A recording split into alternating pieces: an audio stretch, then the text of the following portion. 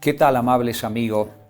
Estamos siempre reunidos en esta serie estudiando la palabra de Dios bajo el título Caminando con Jesús.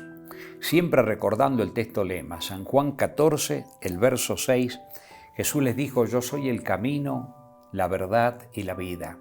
Nadie viene al Padre sino por mí.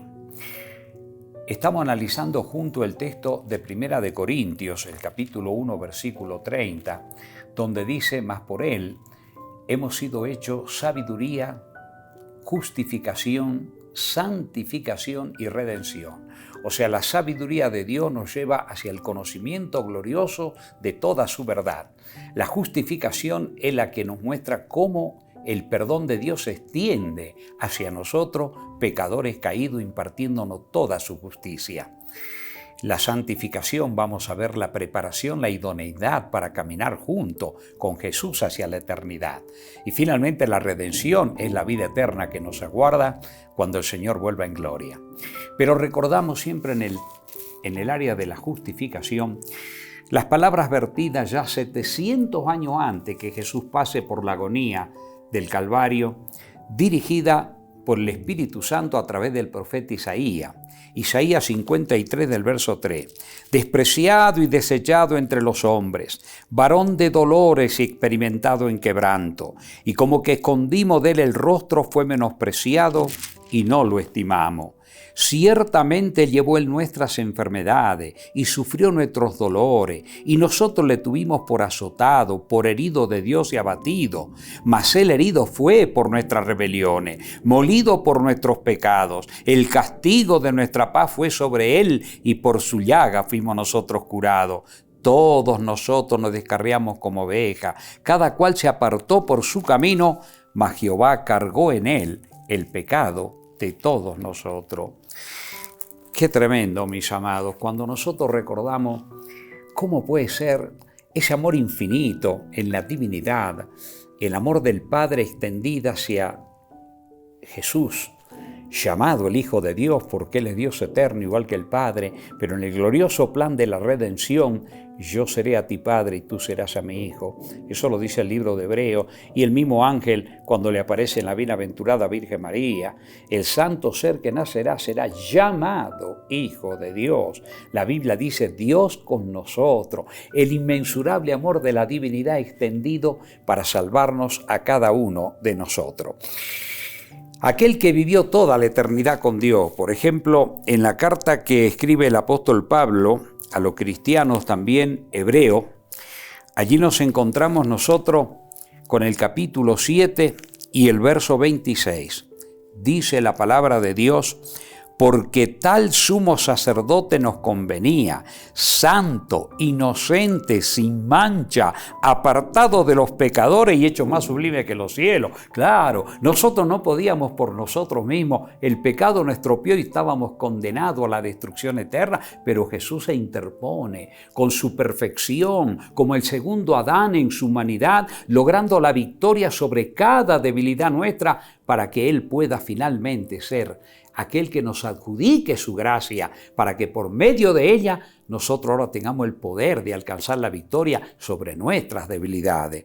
El otro texto hermoso que está ahí en el capítulo 4 también, el verso 5 de la carta a los Hebreos, ¿verdad? Allí también el apóstol Pablo, escribiendo, ¿verdad?, este glorioso tema, el versículo 15 del capítulo 4 dice: porque no tenemos un sumo sacerdote que no pueda compadecerse de nuestras debilidades, sino uno que fue tentado en todo según nuestra semejanza, pero sin pecado.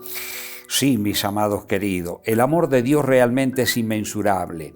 Aquel que fue uno con Dios se dio a sí mismo para que todos nosotros un día alcancemos la vida eterna. Pero todo eso gracias a los méritos de Él en su vida victoriosa y pagando esa deuda en la cruz del Calvario.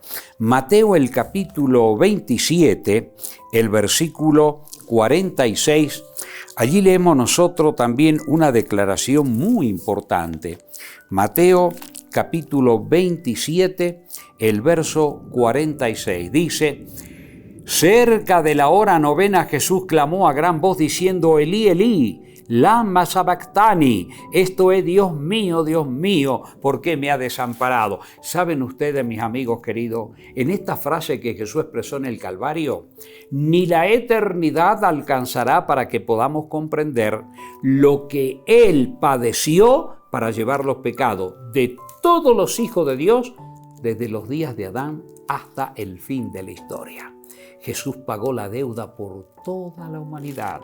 Aquellos que no quieran recibir esa gracia redentora, qué tremendo será saber que el Divino Maestro murió por ellos más, pero rechazaron y menospreciaron la oferta, el amor inmensurable extendido de Dios a cada uno de sus criaturitas.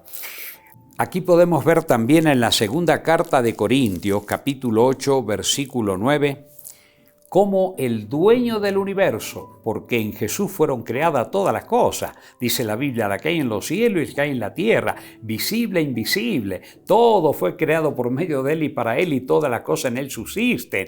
Pero ¿qué dice acá? Miren qué hermoso, segunda de Corintios, capítulo 8, verso 9, porque ya conocéis la gracia de nuestro Señor Jesucristo, que por amor a vosotros se hizo pobre, siendo rico, para que vosotros con su pobreza fueseis enriquecidos.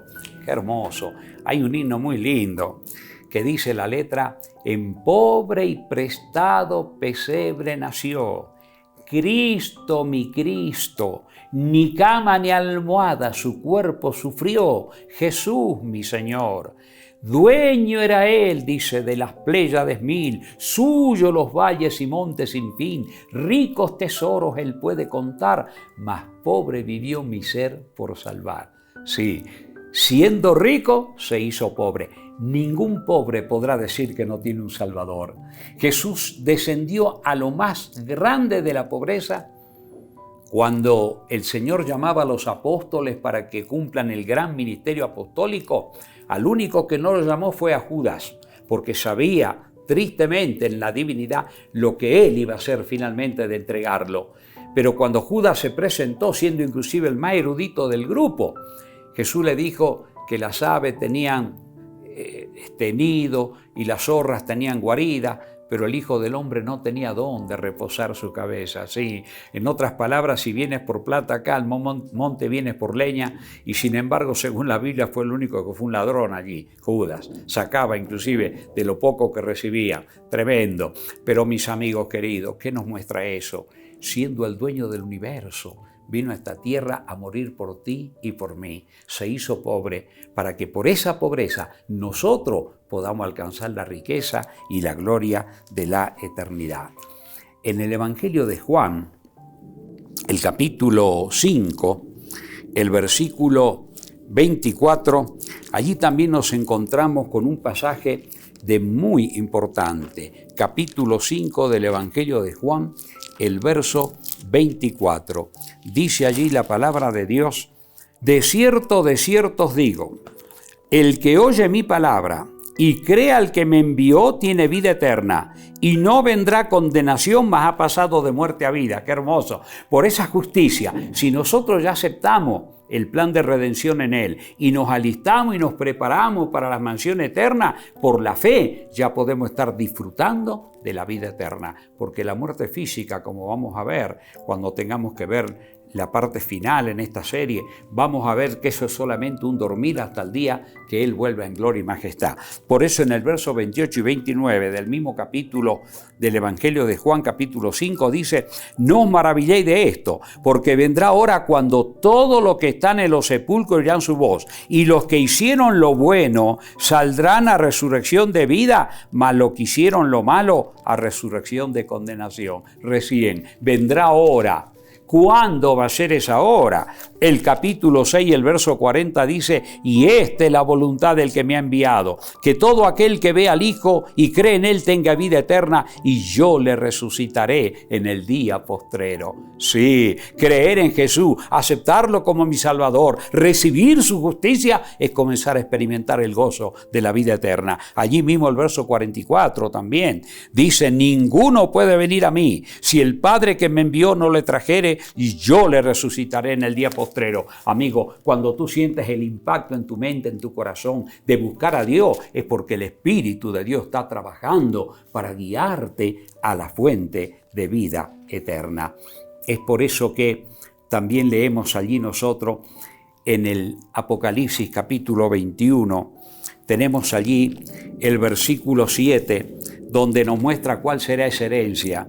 Dice, el que venciere heredará todas las cosas, y yo seré su Dios, y él será mi hijo. Sí, amigos queridos, podemos pensar en algo más hermoso que la vida eterna. Yo quiero terminar la meditación con las palabras de Juan Flavel. Dice él, Señor, tuya fue la condenación para que la justicia pudiese ser mía. Tuya la agonía para que la victoria pudiera ser mía. Tuyo el dolor para mi alivio. Tuyo el castigo para que mío fuese el bálsamo. Tuyo el vinagre y la hiel para que fuese mía la miel y la dulzura. Tuya la maldición para que mía fuese la bendición. Fue tuya la corona de espina para que fuese mía la corona de gloria. Tú pagaste el precio para que yo pudiese disfrutar de la herencia eterna. Sí, amigo, que Dios te bendiga, que al meditar en la justicia de Cristo recibas en tu corazón el perdón divino que Él te hace y para que un día nos encontremos juntos en la patria celestial. Muchas bendiciones.